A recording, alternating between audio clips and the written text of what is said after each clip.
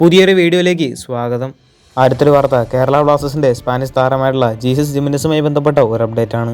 ISL 11ാം സീസണിൽ ബ്ലാസ്റ്റേഴ്സിന് വേണ്ടി മികച്ച പ്രകടനം കാഴ്ചവെച്ച ഒരു താരമാണ് ജീസസ് ജിമിനസ്.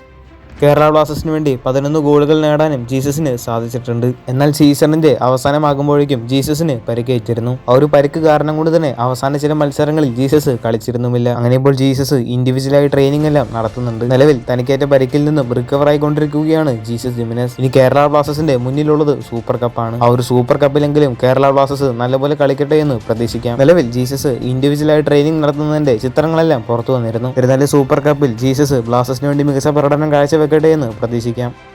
അടുത്തൊരു വാർത്ത കേരള ബ്ലാസ്റ്റേഴ്സ് ആരാധകരുടെ എല്ലാം സംശയമാണ് ബ്ലാസ്റ്റേഴ്സിന്റെ പുതിയ കോച്ച് ആരാകുമെന്നുള്ളത്. നിലവിൽ ഇപ്പോൾ കേരള ബ്ലാസ്റ്റേഴ്സിന്റെ പുതിയ കോച്ചുമായി ബന്ധപ്പെട്ട് ഒരുപാട് റൂമറുകളാണ് പുറത്തു വന്നുകൊണ്ടിരിക്കുന്നത്. എന്നാൽ ഇതുവരെ കേരള ബ്ലാസ്റ്റേഴ്സ് പുതിയ കോച്ചിന്റെ സൈനിങ് കംപ്ലീറ്റ് ആക്കിയിട്ടില്ല. അങ്ങനെ ഇപ്പോൾ മാർക്കസ് മെർഗിലയുടെ റിപ്പോർട്ട് അനുസരിച്ച് കേരള ബ്ലാസ്റ്റേഴ്സ് പുതിയ കോച്ചിന്റെ സൈനിങ് ഇതുവരെ കംപ്ലീറ്റ് ആക്കിയിട്ടില്ല. മാത്രമല്ല സൂപ്പർ കപ്പിന് മുൻപായിട്ട് പുതിയ കോച്ചിനെ കേരള ബ്ലാസ്റ്റേഴ്സ് എത്തിച്ചേക്കുമെന്ന് മാർക്കസ് പറഞ്ഞിരുന്നു. കേരള ബ്ലാസ്റ്റേഴ്സിന്റെ പുതിയ കോച്ചുമായി ബന്ധപ്പെട്ട കൂടുതൽ അപ്ഡേറ്റുകൾക്കായിട്ട് നമുക്ക് കാത്തിരിക്കാം. അടുത്തൊരു വാർത്ത കേരള ബ്ലാസ്റ്റേഴ്സിന്റെ മലയാളി താരമായിട്ടുള്ള മുഹമ്മദ് ഐമനുമായി ബന്ധപ്പെട്ട ഒരു അപ്ഡേറ്റ് ആണ്.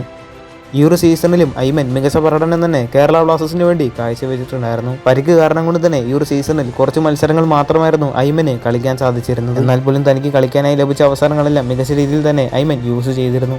അങ്ങനെ ഇപ്പോൾ ചില റൂമറുകൾ പുറത്തു വരുന്നത് പ്രകാരം ഐമനെ ടീമിലേക്ക് എത്തിക്കാനായിട്ട് 3 ISL ടീമുകൾക്കാണ് താല്പര്യമുള്ളത്. എന്നാൽ ഐമനെ ടീമിലേക്ക് എത്തിക്കാൻ ശ്രമിക്കുന്ന ISL ടീമുകളുടെ പേരൊന്നും ഇതുവരെ വ്യക്തമല്ല. ഐമന് ഇനി കേരള ബ്ലാസ്റ്റേഴ്സുമായിട്ട് 1 വർഷം കൂടി കോൺട്രാക്ട് ഉണ്ട്. ഐമനെ പോലത്തെ മികച്ചൊരു യുവതാരത്തിന് കേരള ബ്ലാസ്റ്റേഴ്സ് വിട്ടുകൊടുക്കാനുള്ള ചാൻസും കുറവ് തന്നെയാണ്.